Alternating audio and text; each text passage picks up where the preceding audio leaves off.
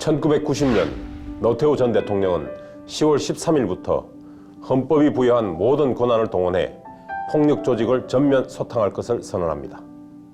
이른바 범죄와의 전쟁, 이에 따라 1992년까지 약 16,000여 명의 경찰이 충원되었고, 검찰과 경찰을 동원해 조직폭력배에 대한 대대적인 소탕을 벌여 1년간 1923명을 검거했으며, 단기적으로 폭력범죄 조직의 와해를 이끌어내며 많은 지지를 받았습니다.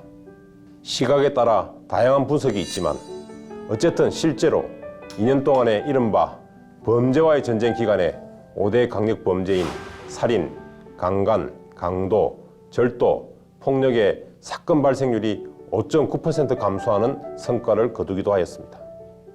범죄와의 전쟁을 끝낸 지 30년 가까운 시간이 흘렀습니다. 지금 우리 사회의 모습은 어떨까요? 우리나라 치안 상태가 세계 최상위권이라는 보도도 있지만, 최근 경찰청이 3월 7일부터 6월 14일까지 100일간 서민 생활 주변에서 폭행, 협박, 갈취 등으로 불안을 조성하는 생활 주변 폭력배를 집중 단속한 결과를 발표했습니다.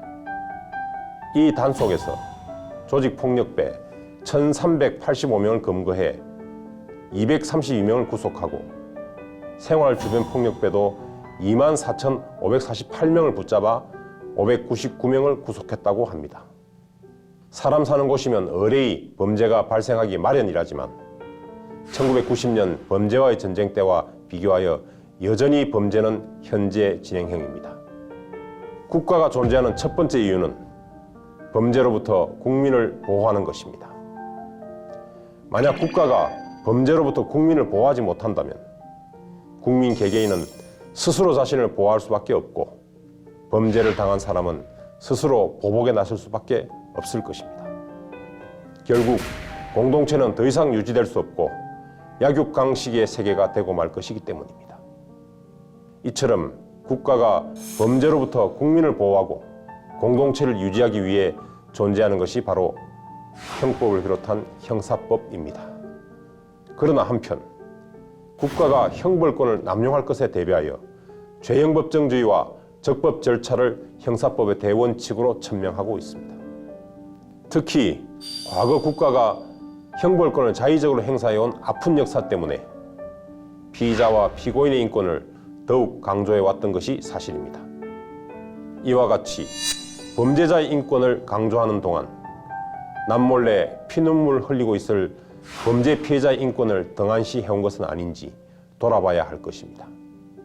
범죄 피해자의 인권에 대한 무관심은 그들에 대한 또 다른 2차 피해에 해당할 수 있습니다.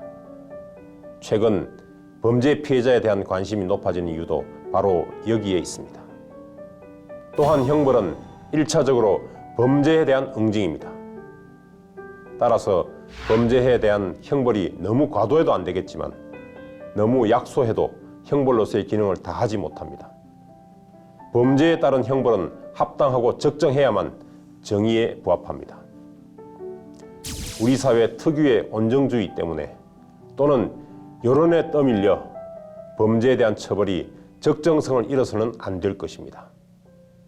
이처럼 범죄자를 처벌하고 범죄에 대해 어떻게 대처하느냐도 중요하지만 사전 예방이 훨씬 중요하다는 것은 부인할 수 없습니다.